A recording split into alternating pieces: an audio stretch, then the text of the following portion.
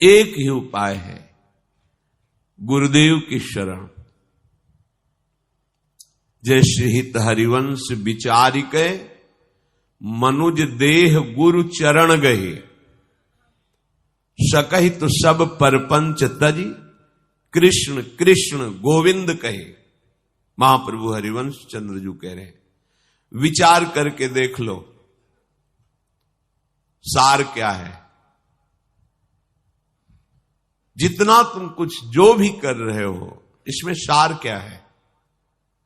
यदि भजन नहीं हो रहा तो आप निस्सार है, व्यर्थ है तुम्हारा जीवन। जिन हरि भगति हृदय नहीं आनी, जीवित सब समान त्रय प्यामी। वो मरा हुआ डोल रहा है, मुर्दा है। आप कहोगे किसी जीवित को मुर्दा कैसे कह सकते हो? जो विषयों के अधीन है, भोगों के अधीन है, मलिनता को लिए हुए विचर रहा, वो मरा हुआ ही तो है। जीवित तो तभी माना जाए जब वो निर्विषय हो जाए, सच्चिदानंद भगवान के रस में डूब जाए। तो कैसे इससे हम आगे बढ़े? माया प्रपंच से कैसे आगे बढ़े? हमारा मन तो बड़ा मलिन हो गया, और भजन साधन निर्मल मन से होता है। तो बोले गुरुदेव की शरण लो, विचार करो, कोई और उपाय नहीं। जैसी हरिवंश विचार कै, मनुज देह गुरु चरण गए। ये मनुज देह की सार्थकता गुरु चरणों में। क्या? बहुत दुर्लभ है सदगुरु का सानिध्य प्राप्त होना। आप लोगों को अनुभव भी नहीं आ रहा है, इसलिए कि आपके अंदर भूख नहीं है प्रियालाल की। अगर भूख होती ना, तो फिर आपको जो स्वाद मिलता, फिर आप कह देते, पायो जी पायो मैंने राम रतन धन पायो, वस्तु अमोलक दी मेरे सतगुरु, जिस दिन बढ़त सवाय। उपदेश दे देना, मंत्र दे देना कृपा का लक्षण है। आपके ऊपर कृपा है इसलिए मिल गई। लेकिन हाथ पकड़ के श्री जी के हाथ में दे देना बड़ा दुर्लभ विषय है। ये एक सदगुरु भगवान ही ऐसी कृपा करते हैं कि अपने जैसे अधमों को उपदेश, मंत्र, नाम और शासन और दुलार, इसके द्वारा हमारे मन को अधीन करके प्रियालाल के प्रेम में डुबो देते हैं। इस मल को केवल सदगुरु रूपी रीठा ही साफ कर सकता है, दूसरा नहीं। हरि आपको डांटेंगे नहीं। हरि तो बोल दिए, अवश्य में वो भोक्तव्यम कृतम कर्म शुभाशुभम, जो तुम करोगे भोगोगे। लेकिन सदगुरु ऐसा नहीं, करो तुम भोगेंगे हम, चिंता मत करो। ये बात कहीं नहीं मिलेगी। तिहारे आगले पाछले अपराध हरिवंश खेवी। महाप्रभु हरिवंश गुरु है। गुरु हरिवंश क्या कह रहे? तिहारे आगले पाछले अपराध हरिवंश खेवी। ऐ शरणागत, तू चिंता मत कर, चिंतन कर मेरी प्रियाजू का। अगर भूल चूक से अपराध बन जाएंगे, मैं उसे भोगूंगा। तुम चलो श्री जी के पास। ये त्रिभुवन में ऐसा दयालु कोई नहीं गुरुदेव जैसा। वो हमारे क्षुद्र दोषों को ना देख करके अपनी कृपा से हमें वो महान रस देते हैं जो किसी साधना से नहीं मिलता है। अगर गुरु सानिध्य मिल गया है तो प्रमाद मत करना कभी। बहुत बढ़िया अवसर मिला है, निकल जाओ। आपको विशेष साधना नहीं करनी पड़ेगी। नौका में बैठे हो, हिलो डुलो मत, उसका बैलेंस मत बिगाड़ो। यद्यपि डूबेगी नहीं, अविनाशी नौका है, पर तुम भयभीत हो जाओगे, तुम परेशान हो जाओगे। नाविक बड़ा खिलाड़ी है, उसको कोई परेशानी होने वाली नहीं। नाव सच्चिदानंदमय, वो डूबेगी नहीं, तुम परेशान हो जाओगे। नाव में बैठे बैठे तुम घबरा जाओगे, तुम भयभीत हो जाओगे, तुम अशांत हो जाओगे। अपने हृदय में एक बात ठान लो। देखो, जीवन तो लोग तुच्छ चीजों में दे देते हैं। पता नहीं कैसा तुम्हारा व्यापार है, कैसा तुम्हारा बुद्धि का विचार है। एक साधारण संबंधों में अपने जीवन को न्यौछावर कर देते हो आप। पति, पुत्र, परिवार, नाना प्रकार के एक एक में अपने जीवन को न्यौछावर कर देते हो। प्रियालाल के शरण में आने पे तुम्हें डर क्यों लग रहा है? वो तो निर्भय हैं। इनकी शरणागति का स्वरूप ही है निर्भय, निश्चिंत, निशोक। और सनातन हमारे अंशी हैं, हमारे स्वामी हैं, हमारे प्रीतम हैं। बहुतों को प्यार करके जीवन का जीवन दे दिया। एक बार इनका पाणी ग्रहण स्वीकार करो। देखो, आप लोग पाणी ग्रहण स्वीकार करते हैं, कैसा भी हो जीवन निर्वाह करते हैं। इनके तो वेद यश गाते गाते थकते नहीं हैं। ये तो अजान बाहु अभेद भुज दंड मूल है।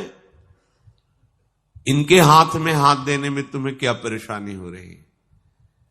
चाहे जितना भटक लो अनंत जन्मों में, विश्राम तो यही मिलेगा। आके काहे को लंबी यात्रा करोगे?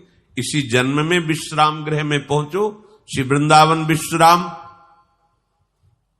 महाप्रभु कह रहे हैं विश्राम स्थल कहां है? श्री राधा जुग चरण निवास, प्यारी जू के गोरे चरणारविंद के समीप।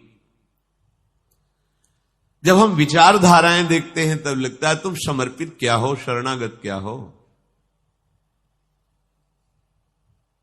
हम श्री जी के आश्रित होने के लिए व्याकुल हैं, श्री जी से मिलने के लिए व्याकुल हैं। ये तो बहुत अच्छी स्थिति होती है।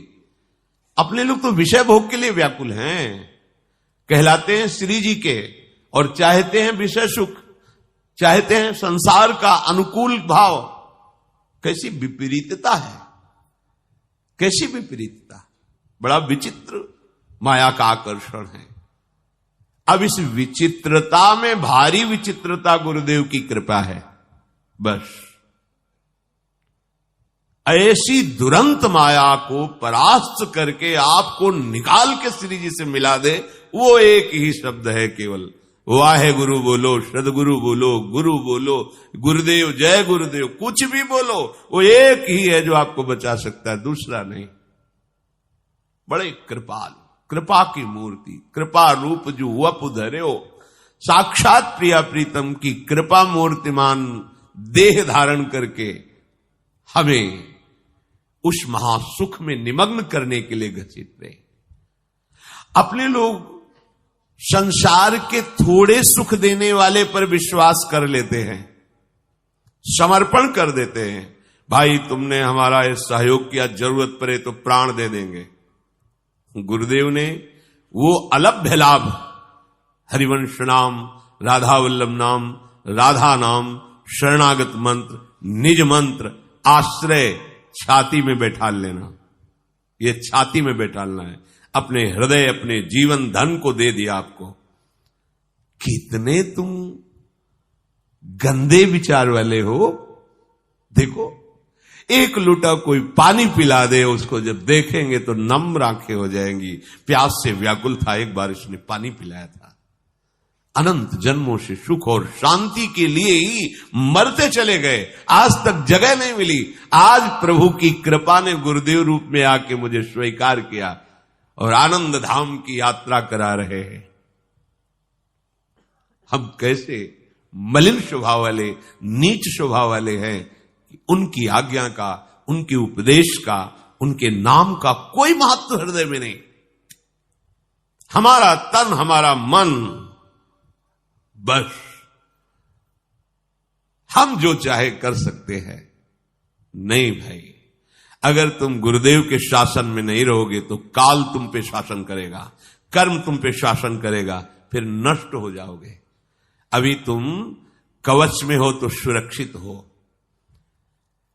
याद कर लेना, पूरे जीवन में इसका अनुभव कर लेना, जहां कहीं गुरु आज्ञा का उल्लंघन करोगे वहीं फंस जाओगे, नष्ट हो जाओगे। अगर कृपा न बचाए तो जीवन भर तुम दंड उसका भोगोगे।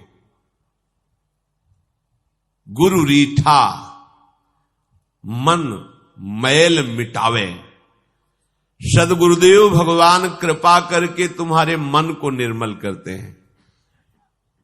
मन निर्मल करने में बड़ा श्रम लगता है। जैसे कपड़े में कोई दाग लगा हो तो धोने वाले को बड़ा श्रम लगता है, बार बार वहां रीठा लगा के मलना, धोना, पीट पीट के उस दोष को निकालना। ऐसे ही परम कृपालु गुरुदेव करते हैं, हमको शासन में लेकर, डांट कर, धुलार कर। ये हरि नहीं करते, ये हरि का कृपा रूप गुरुदेव करते हैं। सच्ची सच्ची गुरुदेव की कृपा ना हो तो परमार्थ का मार्ग ही ढका रहता है, मिलता ही नहीं है। चाहे जितना ज्ञान विज्ञान बघारो, वो अंतरात्मा में मार्ग प्रकाशित नहीं होता है। ये तो गुरु कृपा ही केवलम मोक्ष मूलम गुरु कृपा। शरणागति का मतलब होता है कुम्हार की मिट्टी। सीधी भाषा में समझ लीजिए, आप कुम्हार की मिट्टी हैं। अब उस मिट्टी के साथ वो कुम्हार कैसा बर्ताव करता है सबको पता है। पहले एक मजबूत डंडा लेकर उसे कूटता है। कहीं भी इतना भी अगर वो जरा सा सरसों जैसा भी कण रह गया तो वहीं से पात्र फूट जाएगा, वो रस लेने लायक नहीं रहेगा, उसमें रस नहीं रखा जा सकता, एकदम महीन। फिर पानी डाल के पैरों से गूंथता है, फिर हाथ में लेकर उसे बार बार गूंथ के और मुलायम करता है, फिर चाक पे चढ़ाता है, जैसा चाहता है वैसा आकार दे देता है। यह है शरणागति। थोड़ा भी अहंकार रह गया तो वहीं से भागवतिक रस बह जाएगा। और यहां थोड़ा सा क्या, पूरा चलनी है, चलनी में गैयादू है और दोष दयु को दे। गुरु रीठा मन मैल मिटावे, उज्जवल कर दे धोए। धोने दो चुपचाप, हल्ला मत मचाओ, सारे दाग धुल जाएंगे। शांति से जैसी आज्ञा शास्त्र करता है गुरुदेव। शास्त्र को तुम क्या समझोगे? तुम्हारी भाषा में गुरुदेव तुम्हें बोलने समझ में नहीं आ रहा तो दैवी भाषा शास्त्र को तुम समझ जाओगे? नहीं समझोगे। जो गुरु के वचनों पर प्रश्नवाचक चिन्ह खड़ा कर देता है उसके जीवन में प्रश्न ही प्रश्न रहते हैं, समाधान करने की सामर्थ्य नहीं रह जाती है। मान लीजिए बहुत बढ़िया अवसर है, होली खेल लीजिए। होली, अब रंग बरसे। रंग कब बरसता है? होली। हम प्रियालाल के होली कहते हैं। प्रियालाल के होली अपने अहंकार के, अपने देह के, देह संबंधों के, भोगों के। अभी प्रियालाल के कहां हो? तो का रंग बरस रहा है? काम क्रोध का, ईर्ष्या द्वेष का, मान अपमान का। अगर श्यामा श्याम की होली तो फिर नयो नेह नव रंग नयो रस, ये बरसेगा। आए तो इसी में भींजने के लिए हो वृंदावन। प्यारी जू प्यारे जू के ऐसा प्रेम रंग, फिर अब दूसरा रंग न चढ़े। बोले जे ही गुरुदेव मन को निर्मल किए, तब तह धरे श्याम चरणाम्बुज छुअत न मैलो होए। आहा, निर्मल मन जन सो मोहि पावा, मोहि कपट छल छिद्र न भावा। महाराज तो मांग कर रहे हैं, महाराज मांग कर रहे हैं, मुझे निर्मल मन पसंद है, मुझे छल कपट पसंद नहीं। गुरुदेव मांग नहीं कर रहे हैं। देखो गुरुदेव की हरि से भी बढ़कर उदारता। हरि तो कह रहे हैं मोहि कपट छल छिद्र न भावा, और गुरुदेव किसको ले रहे?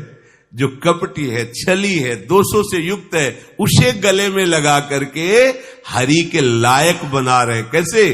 बोले मन मैल मिटावे, उज्जवल कर दे धोए। जो हरि को चाहिए वो गुरुदेव रूप से कर रहे हैं। इसीलिए गुरु गोविंद दो खड़े, काके लागो पाए। तो गोविंद नहीं बता दिया, बलिहारी गुरु आपने, बलिहार करो अपने गुरुदेव की, जिन्होंने मेरे से मिला दिया। नहीं, मेरे से मिलना साधारण बात नहीं, क्योंकि मुझे चाहिए निर्मल मन, और मन है तुम्हारा मलिन। कैसे पा सकते थे? गुरुदेव ने मन के मैल को छुड़ा दिया। अब मैल छुड़ाने में श्रम लगता है, उस कपड़े को बार बार रगड़ा जाता है, पीटा जाता है, वो तब निर्मल होता है। ऐसे पिटाई होगी आपकी। काम, क्रोध, लोभ, मोह, मद, मत्सर एक दाग थोड़ी है, बहुत दाग है। पिटाई का तात्पर्य है वचनों का आपके ऊपर शासन, वचन का शासन। वचन आधीन सदा रहें, रूप समुद्र अगाध, प्राण रवन सो कत करत, बिनु आगस अपराध। लालजू महाराज हमारी महारानी जी के कैसे अधीन है? वचन आधीन सदा रहे। लाडली जी का शब्द और अखिल कोटि ब्रह्मांडों के स्वामी का सिर झुकाकर स्वीकार करना, यह है प्रेम संबंध। वचन आधीन सदा रहे। त्रिभुवन के जितने भी बड़े बड़े महात्मा ऋषि सब हुए हैं, इन्हीं लालजू महाराज के चरणों की रज से हुए हैं, इन्हीं चरणों का आश्रय लिया है। और हमारे लालजू महाराज हमारी प्यारी जू के कैसे, इसीलिए हम रस चर्चा करने में घबराते हैं कि मलिन बुद्धि जब नाम नहीं जप पा रहे, सिद्धांत से नहीं चल पा रहे, तो प्यारी जू की लीलाओं में तुम्हारी क्या बुद्धि होगी? पहले सिद्धांत पुष्ट कर लो, पहले देह भाव से मुक्त हो तो रस भाव में तुम्हारा प्रवेश हो। प्यारी जू की रसमय लीला में बड़ा दुर्लभ विषय है। ये वृंदावन धाम है, प्रिया प्रीतम का महल है। यहां की कृपा से पहले हृदय की मलिनता नष्ट हो, स्त्री पुरुष भाव नष्ट हो, भोग भावना नष्ट हो, तब जाके कहीं हम ऐसी अध्यात्म की ऊंचाई पर पहुंचे जहां प्यारी जो हमें प्राण प्यारी लगने लगे। श्री राधा जुग चरण प्रीति उपजय अति भारी, तब तो ये रस समझ में आवे। गुरुदेव ने मन को निर्मल किया तो निर्मल मन की मांग करने वाले श्री श्याम सुंदर उसके हृदय में पधारे। खत्म खेल, अब कोई मैल छू नहीं सकता, क्योंकि स्वयं प्रभु हृदय में विराजमान हो गए। तभी श्रीमद राधा सुधा निधि में महाप्रभु कह रहे, कर्माणि श्रुति बोधितानि नितराम कुर्वन्तु मां गूढ़ाश्चर्य रसास्रगादि विषयान ग्रहणन्तु मुंचन्तु वा। वो महापुरुष शास्त्र के अनुसार कर्म करे या ना करे, वो विषयों को ग्रहण करे या त्याग दे, कोई फर्क नहीं, क्योंकि अब अंदर श्री लाल प्रिया विराजमान हो गया। अब कोई मल नहीं छू सकता। पर हमारा चश्मा तो मल वाला लगा है, तो हम वहां भी मल का ही दर्शन करते हैं। ये रस जान दूध सिंघिनी को कनक पात्र ठहरावे, कुंदन बने ताप जग सही सही तब रस परसन पावे। ये सिंघनी का दूध है वृंदावन का प्रेम रस, ये स्वर्ण पात्र में टिकता है। गुरुदेव के बच्चा बन जाओगे तो वो तुम्हें स्वर्ण पात्र बना देंगे। कुंदन बने ताप जग सही सही तब रस परसन पावे।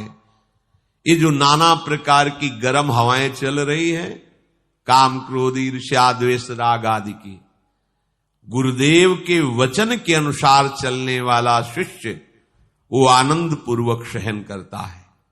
जैसे एक किसान ऐसे सर्दी के समय में जब आप रजाई छोड़कर निकलना नहीं चाहते, वो बहुत कम वस्त्र धारण करके गेहूं की फसल में पानी लगाता है, पूरा कांपता रहता है, ऐसे पूरी रात पानी। जो किसान जन है वो जानते हैं, पर उसको शीतलता लगती, पर शीतलता का दुख नहीं होता, क्योंकि उसको पता है कि 2 महीने बाद इसमें 50 मन गेहूं पैदा होगा, हमारा परिवार सुखी पूर्वक 1 वर्ष इसमें भोजन पाएगा।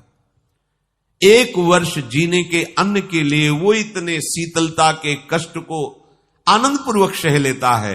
वो अनंत काल तक प्रियालाल के समीप हम सुख पूर्वक रहेंगे, उसके लिए हम काम क्रोध नहीं सह सकते, हम विकार नहीं सह सकते। बोले बहुत कष्ट होता है इनके सहने में, मानते हैं, क्योंकि आप अंतःकरण धर्म से तदात्म में, लेकिन आपको जेल हो जाए तो फिर क्या करोगे? आपसे अपराध बन गया, आप जेल भोग रहे, 20 साल की सजा हो गई, अब वहां तुम्हें रखा है क्या सब भोग? जो मिलेगा खाओगे, जैसे आचरण कराए जाएंगे वैसे वहां करोगे। थोड़ा भी बोले तो 4-5 मिलके तुम्हें पीट देंगे। अब उस समय मन को, ना वो योगी है ना तपस्वी है, लेकिन सहता है ना, मन को समझा के पूरा जीवन काटता है ना जेल में। तो आप ऐसा मान लीजिए कि अनंत जन्मों के अपराधों से मुक्त करने के लिए हमें अवसर मिल गया, मन को समझा लो भाई, अब ये जन्म हमने श्यामा श्याम को दिया, अब तुम चाहे जितना उलरो, चाहे जितना संकल्प विकल्प करो, अब हम तुम्हें भोगों में नहीं फंसने देंगे। कुंदन बने ताप जग सही सही, ये शब्द ही याद नहीं कर रहे आप। सहत सहत बाढ़े भगत, ये शब्द ही नहीं है अपने लोगों के हृदय में। लाडली जी के लिए किसने प्राण समर्पित किए हैं? हम अपने मन को समर्पित हैं, भोगों को समर्पित हैं, अनुकूलता को समर्पित है, सम्मान को समर्पित है, लेकिन प्यारे जू को कौन समर्पित है? बड़ा गूढ़ विषय, इसीलिए तुम्हारी वृत्ति तुम्हें धोखा दे रही है। नहीं नहीं, सावधान हो जाओ। तात मात सुत दार देह में मति अरुझय मति मंदा, अय मति मंद हित कुशोर को होए चकोर तू लख वृंदावन चंदा। जब आप सहना शुरू कर दोगे तो आपको इनाम मिलना शुरू हो जाएगा। क्या? बोले रूप माधुरी ध्यान समावे। हर प्रतिकूलता को सह गया, कुछ नहीं बोला, शांत है। प्रभु जैसा आप करो, जोई जोई प्यारो करे सोई मुझे भावे। शांत, अंदर आग लगी, बाहर से शांत बैठा है। वो देख रहे हैं प्यारे, मेरे लिए ये सह रहा है। अब क्या हुआ? बोले रूप माधुरी ध्यान समावे, गुण गावे गोविंदा। हृदय में ऐसी भक्ति की बाढ़ आई, सब जलन मिट गई, अनंत जन्मों की जलन मिट गई, आनंद मगन हो गया, भगवान का यश गान कर रहा है, सामने रूप माधुरी विराजमान है, प्रिया प्रीतम संग है। अब हो लिया तो आनंद ही आनंद, आनंद के मार्ग में हमारा प्रवेश हो गया है। अब चूकिए मत, मां मनुस्मरण, बार बार भगवत स्मरण करे। अपने लोगों को जो प्राप्त हुआ है बहुत दुर्लभ है। कह रहे कि जितने भी तीर्थ हैं भारत में, विश्व में, कहीं भी, सब तीर्थों का अवगाहन करे एक आदमी, और एक वृंदावन की रज को ऐसे लेके ऐसे रख ले, तो इसके करोड़वें अंश के बराबर कोई तीर्थ नहीं है। ये कहानी नहीं है कि ऐसे कही गई हो। क्यों? क्योंकि जिनके चरणों को पूरा विश्व नमन करता है, वो लालजू महाराज जिन गोरे चरणों को अपने हृदय रूपी संपुट में छुपा के रखते, उन चरण चिन्हों से चिन्हित ये भूमि है। तज तीरथ हरि राधिका, तन दुति करी अनुराग, जिहि ब्रज केल निकुंज मग, पग पग होत प्रयाग। यहां वृंदावन में एक कदम चले, तीर्थराज प्रयाग के वास और अवगाहन का फल आपको मिल रहा है। कैसे अपार महिमा! देखो, जैसे दूध पीने से सद्या शक्ति तुरंत बल आता है, तो उस बल का प्रयोग आप कहां कर रहे हैं? खास बातें हुई, आप दूध पी के कर क्या रहे हैं? उस बल का प्रयोग किधर कर रहे हैं? नष्ट कर रहे हैं या सार्थक कर रहे हैं? यहां का बहुत एक एक कण अपार शक्ति से संपन्न है, हम इसका प्रयोग कहां कर रहे हैं? हमारे रहनी पर इसका बहुत बड़ा फल टिका हुआ है। हमारी रहनी गलत हो रही है। हमारा जो महापुरुषों के द्वारा वृंदावन सेवन करने का भाव रहा है, उससे विलग हो रहा है। इसीलिए ये प्रभाव जो वर्णन किया जा रहा है हमारी समझ में नहीं आ रहा है। भला ऐसा कैसे प्रभाव हो सकता है? एक एक पग पर यहां प्रयाग, प्रयागराज को पावन करने की सामर्थ्य किसी और तीर्थों में नहीं, क्योंकि सब तीर्थ प्रयागराज में अपने को पावन करते हैं जब वो कुंभ पड़ता है। प्रयागराज यहाँ की परिक्रमा करके एक बार रज में लौटते हैं और फिर इतनी सामर्थ्य आ जाती कि 12 वर्ष तक सब तीर्थों को पावन करते रहते। फिर यहां पग पग पर प्रयाग है, जेहि ब्रज केल निकुंज मग पग पग होत प्रयाग। गुरु ने बतायो राधा मोहन हूं गायो सदा, सुखद सुहायो वृंदावन गाढ़े गहिरे।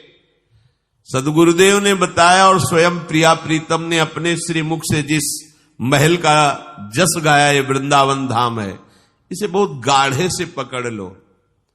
गाढ़े से पकड़ने, कुछ भी हो जाए वृंदावन के सिवा हमारे जीवन में किसी भी तीर्थ या किसी भी पुरी या किसी भी धाम का कोई आश्रय नहीं रहेगा, केवल वृंदावन। आप गृहस्थ हैं, बाहर जाइए, वृंदावन भाग के आइए। जैसे छुट्टी होने पर अपने घर जाते हैं, ऐसे आप ड्यूटी के लिए बाहर जा रहे हैं, आपका घर श्री धाम वृंदावन है, ऐसे आश्रय से पकड़ो। या इस सीमा के बाहर प्राण भले निकल जाएं, जीवित नहीं जाएंगे, या ऐसा नियम, दोनों भाव आपको श्री जी से मिला देंगे। बड़े भाग्य हैं जो वृंदावन वास कर रहे। कह रहे अद्भुत अद्भुत महिमंडन परे ते परे, जीवन को लाहु हाहा क्यों न ताहि लहुरे। बड़ा अद्भुत वृंदावन, बड़ा अद्भुत वृंदावन। ये ब्रह्मा की सृष्टि से परे है, भगवान शेष जी के फण में विराजमान ब्रह्मांडों में नहीं, ये भगवान की चिदानंदमयी सृष्टि है। यहां हमारे नेत्र चूंकि पार्थिव है इसलिए हम नहीं देख पा रहे, पर महापुरुष जन कहते हैं अगर जीवन का लाभ लेना है तो वृंदावन धाम को हा हा कह के तात्पर्य कि हाय इतना बढ़िया अवसर है और आप अपने जीवन को नष्ट कर रहे। थोड़े से सुख के लिए, थोड़े से जीवन में हम कैसे फंसते चले जा रहे हैं। ये मुक्त होने का अवसर, फंसने का नहीं। कैसे समझाएं? बस जैसे आंखों का अंधा, उसे कहा जा रहा है आगे कुआं है, मत गिर जाके। उसको लगता है हमें बहला रहे हैं, हमारा अभ्यास, हम निकल जाएंगे। हमारी ऐसी कुछ दशा है। शास्त्र और गुरुजन कहते हैं आगे गड्ढा है, गिर जाएगा तू। ओ तुम क्या जानो, हम बहुत बार पार हुए हैं, अब भी पार हो जाएंगे। नहीं, ऐसा नहीं है। तुम जिसे देख नहीं पा रहे उसे वो संबोधन करके तुम्हें बचाना चाहते हैं। बोले आनंद को घन छायो रहत निरंतर ही सरस सुदेशो पपीहापन बहुरे। वृंदावन का रंग कौन खेल पाएगा? जो पपीहापन में होगा, चातक का प्रण। जैसे चातक